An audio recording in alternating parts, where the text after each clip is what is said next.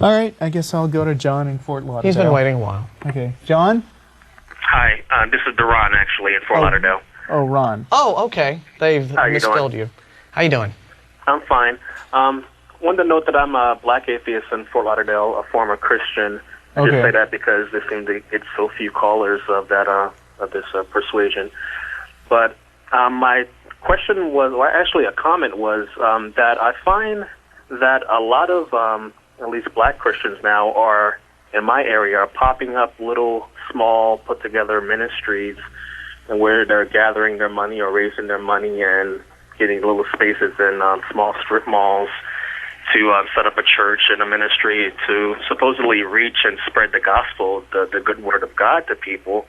And it seems like they can't step back and say that maybe I am myself just being, a little egotistic. And if there are already established ministries in Christianity in my local area, maybe I can raise money for them or help them because they're already spreading the word. But it seems like everyone wants to have their own piece of the cake to spread the word because they feel like maybe they're going to be the next T.D. Jakes or something.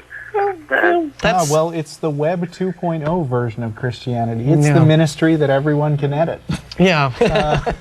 I guess that's kind of where technology is sort of leading people these days. In that, there's no.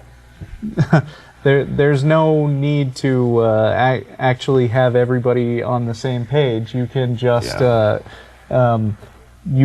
find your own little niche group and get your own crowd. Of course, that fragments people further and further. But then again, I don't have a problem with that. Yeah, I mean, when you get right down to it, Ron, all you're really talking about is this is just sort of American free enterprise doing its thing, right? And so it's, they could probably go ahead and join established churches if they wanted to, but they want their own. It's like somebody decides to open his own pizza place instead of just going to Pizza Hut every day. He thinks he can do it better. So that really I don't see as being much of a concern for us as atheists, except that it does, bring back the age-old question of if this is all one truth, right, from the Bible, why are there 60 billion different denominations and schisms and sects and subsects and what have you? You'd think God would at least come down and clarify everything. I think I actually looked up the real number, and it's like 38,000 now. Okay, so I was a little high, but yeah, it's still a big number, though. Yeah. So, I mean, long and short of it is, you don't have to go to any of those churches if you don't want to, so let them do their thing. It's a free country. Big deal. Oh, yeah, fully understand that. One last little topic that I had was that being down here, I'm in Fort Lauderdale area, I find a lot of young black Christians that if I happen to talk to them or they talk to me, however it starts, and they find out that I'm atheist, I can't really get past any of them on the Pascal's wager.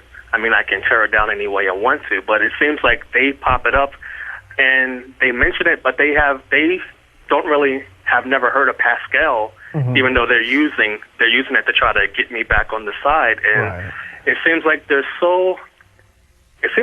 least in the black community that I find that they're so lacking critical thinking that they haven't even gotten beyond the part of their own belief that they're actually believing, partly because they feel like they have to choose something, because if they die, then at least they, maybe maybe Jesus is real and they don't want to go to hell, so they have to hold on to something. And it seems like they're really not going beyond that they've been taught it, and they're not beyond the point of even thinking about maybe that's not true at all.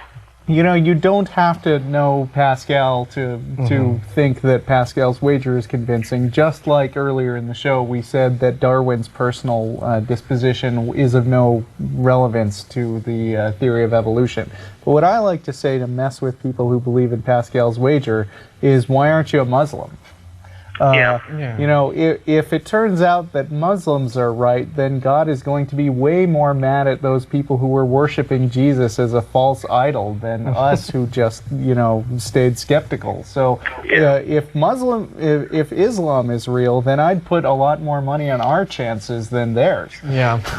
Pascal's wager basically gives you, if you genuinely think it's a legitimate way to go about your business, no reason whatsoever not to just go ahead and join every single religion on the face of the earth just to cover your bases. Right. Plus, I should mention, I am God. And, you know, you can subscribe to my heaven guarantee for a mere $50 a month. I don't believe you, Russell. It's a bargain. Oh, I think God's beard is whiter. For the public access TV censors, that was not a real appeal for money. That was a joke.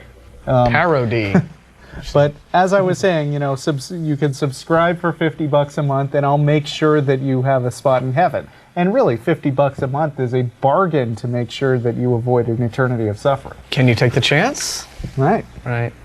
I think what you're talking about, though, quickly, Ron, I don't know. I mean, you have a perspective into the African American community, but I don't know that. I think what you're seeing reflected is religion in general, Christianity in general.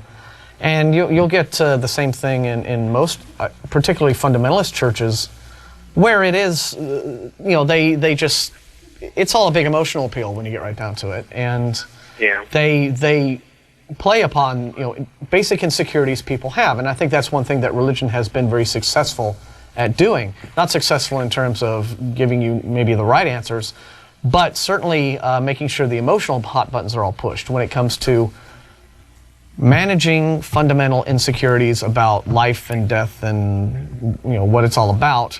Religion has been very effective about that. And when you realize that people are very emotional creatures in addition to rational ones, and in many cases more emotional than rational, it's a pretty effective sales tool. Now, a lot of it's been mentioned many times that there seems to be disproportionately low representation in the atheist community of African Americans and other races and other non-white races. And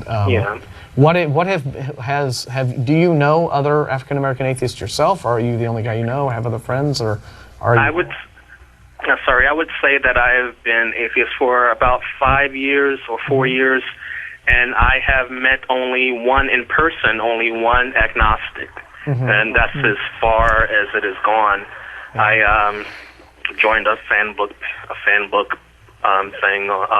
thing. I mean, Black Atheist Alliance, I believe it's called, and that's about it. And that's maybe has like 120 members, and it's pretty scarce out here. At least when you bump into people, maybe you'll see them at Starbucks and you don't know. But as far as people that you get in conversations with. Nah. People that talk to you here are Jehovah's Witnesses, and they're trying to, you know, convert you, you know. Yeah. Maybe it's just that the church has been really, really effective in its outreach to the African American community. So maybe. Otherwise, but we've had this conversation on the show for a couple of weeks. I think if you go back and listen to the last show in the archives that Jen and I were on together, there's a long run of calls from Black atheists talking about it, about that issue, and I think the following week there were more of those. But anyway, I don't know. But thanks for calling and giving us your point of view, and just keep challenging them to think is all I can say. All right, I'll do that. I love the show. I've been listening for about 3 years, maybe. I've heard all the shows. Wow. So. Well, thank you. Thank you for calling. All right. Take care. Bye. Alrighty, though.